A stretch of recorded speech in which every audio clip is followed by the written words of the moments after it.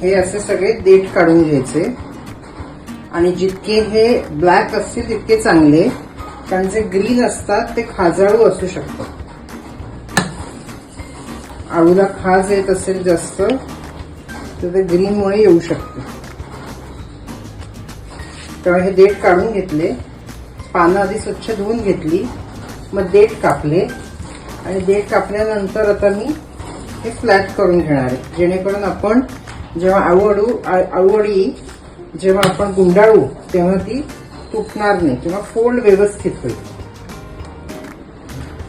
मी 2 चमचे चिंच घेतली होती, ती गरम पाण्यामध्ये अर्धा तास भिजवून ठेवली होती.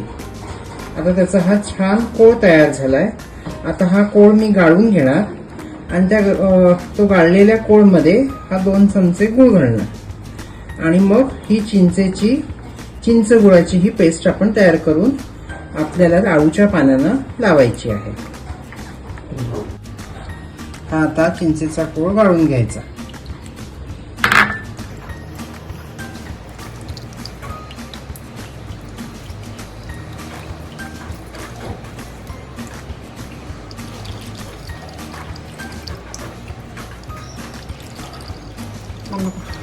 हे वाटण करून घेतलंय, हिरवं वाटण. त्याच्यामध्ये एक पाव वाटी किंवा अर्धी वाटी कोथिंबीर, 4-5 मिरच्या, 10-15 लसणाच्या पाकळ्या आणि 1 इंच आलं, हे सगळं एकत्र करून पाणी न घालता वाटून घेतलंय. पाणी न घालता म्हणजे फक्त 1 चमचा किंवा 2 चमचा छोटे चमचे पाणी घातले, नाही ते फिरत नाही कधी कधी, म्हणून थोडंसं 1 चमचाच पाणी घालून वाटायचं आहे बारीक. 1.5 वाटी बेसनाचं पीठ घेतलंय, पाव वाटी तांदळाचं पिठी, त्यानंतर त्याच्यामध्ये 2 चमचे तीळ घातले, पांढरे तीळ येथे. त्यानंतर त्याच्यामध्ये चवीपुरतं मीठ,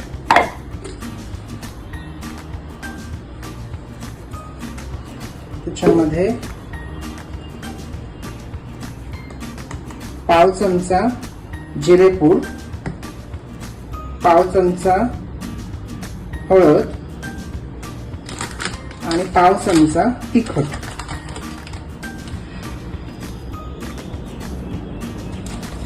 लागेल तसं आपण त्याच्यामध्ये पाणी घालणार आहोत आणि ती पिठी तयार करायची आहे. एकदम पातळ पण नकोय आपल्याला आणि एकदम घट्ट पण नकोय.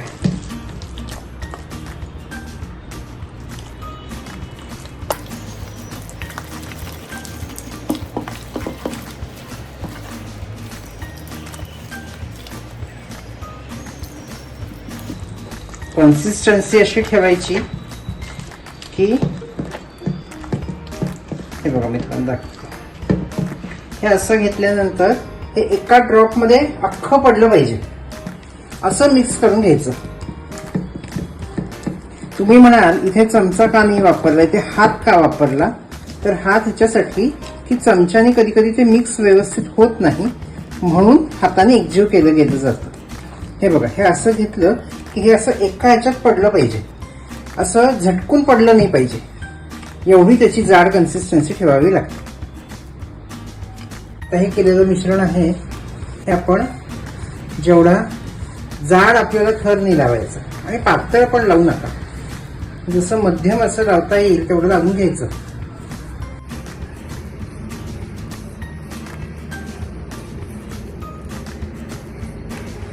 आपलं मिश्रण जर का खूप जाड झालं असेल तर मी मगाशी म्हटल्याप्रमाणे ते घशात अडकू शकतं, आणि खूप पातळ झालं असेल तर ते वड्या आपल्या व्यवस्थित पडणार नाहीत. त्यामुळे कन्सिस्टन्सी मी जशी सांगितली आहे पिठाची ती तशीच पाहिजे.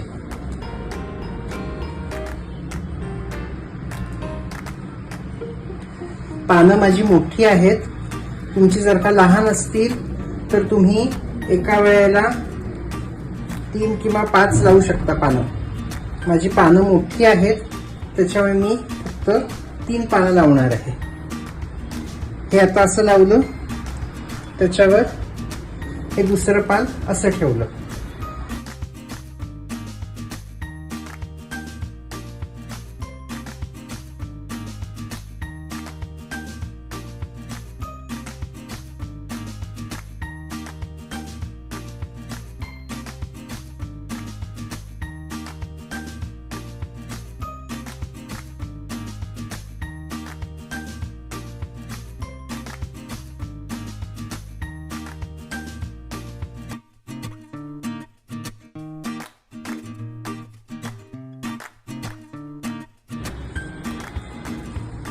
एक सरळ, एक उलट, परत एक सरळ.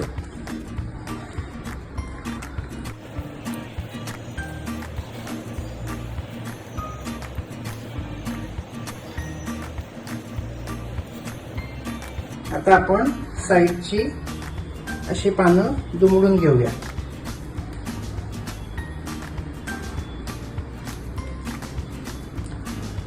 ही बाजू दुमडून घेऊया.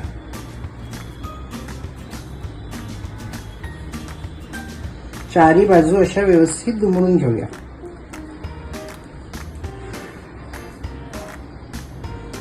थोडंसं इथे चारी बाजूला लावून घेऊ आणि ही बाजू एक बाजू घ्यायची आणि अशी थोडीशी फ्लॅट करायची, जेणेकरून तुम्ही जेव्हा तळाल तेव्हा ती बाहेर नाही आली पाहिजे. असं थोडं दाबून घ्या.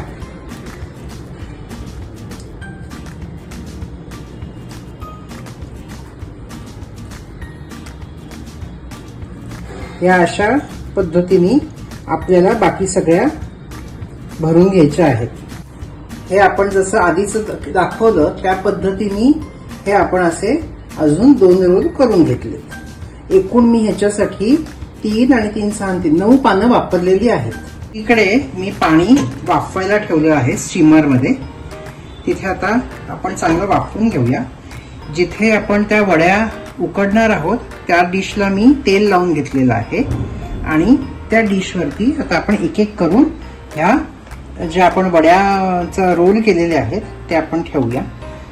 हे तेल लावल्याने काय होतं की ते रोल आपण जे केलेत ना ते चिकटत नाहीत. आता हे पाणी व्यवस्थित उकळून झालं की आपण ह्याच्यामध्ये ठेवणार आहोत आणि किमान 15 ते 20 मिनिटं उकडणार आहोत.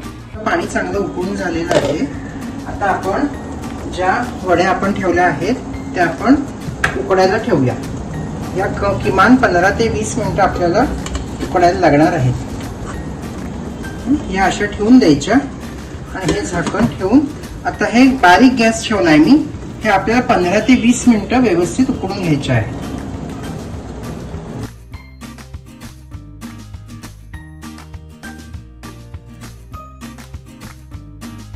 मिनिटं झालेली आहे. मी गॅस बंद केलाय. आपण आता त्याच्यामधनं सुरी टाकून बघूया की ती व्यवस्थित जर का क्लीन निघाली तर आपल्याला कळेल की ते आज शिजलेलं आहे.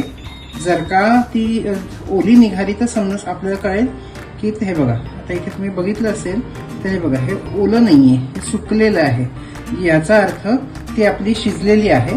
आता आपल्याला ही पूर्णपणे गार करून ठेवावी लागणार आहे. ही पूर्ण गार झाल्यानंतरच त्याच्या वड्या पाडायच्या. तोपर्यंत आपण हे झाकून ठेवून देऊया. हे असं छान कापलं गेलं पाहिजे.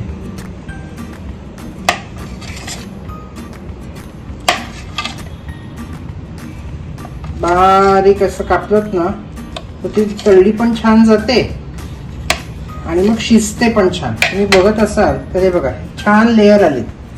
हा बघा, हे बघा सुंदर लेअर आलेले आहेत. आणि हे पातळ कापायचं, एवढं पातळ. जास्त पातळ कापलं तर ते कुरकुरीच्या ऐवजी मग ते कडक होणार, म्हणून ते थोडंसं हे अशा पद्धतीने कापायचं. छान अशी खालपर्यंत कापली जाते बघा. आणि जेवढी जमेल तेवढं पातळ कापायचं, जेणेकरून आपण जेव्हा ती शिजवतो किंवा तळतो तेव्हा ती छान अशी तळली गेली पाहिजे. हे तुम्ही बघू शकत असाल.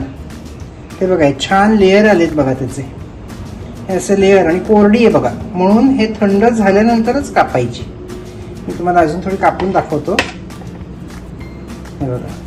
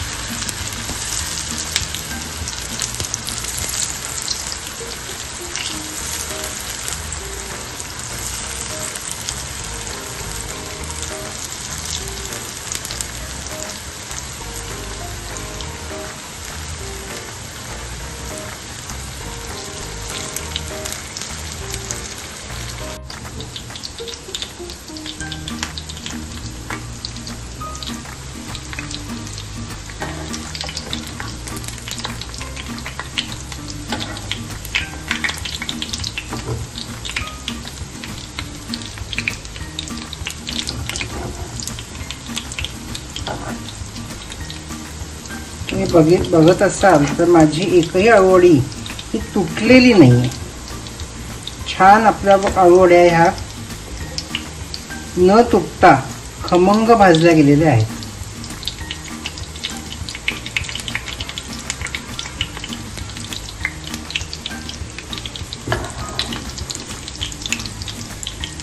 छान लेअर येतात त्याला आणि नंतर त्या खुसखुशीत होतात.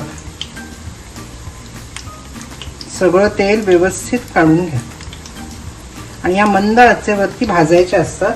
गॅस जास्त मोठा नाही, जास्त लहान नाही, जेणेकरून करपत नाहीत, दोन्ही बाजूनी व्यवस्थित भाजून निघतात.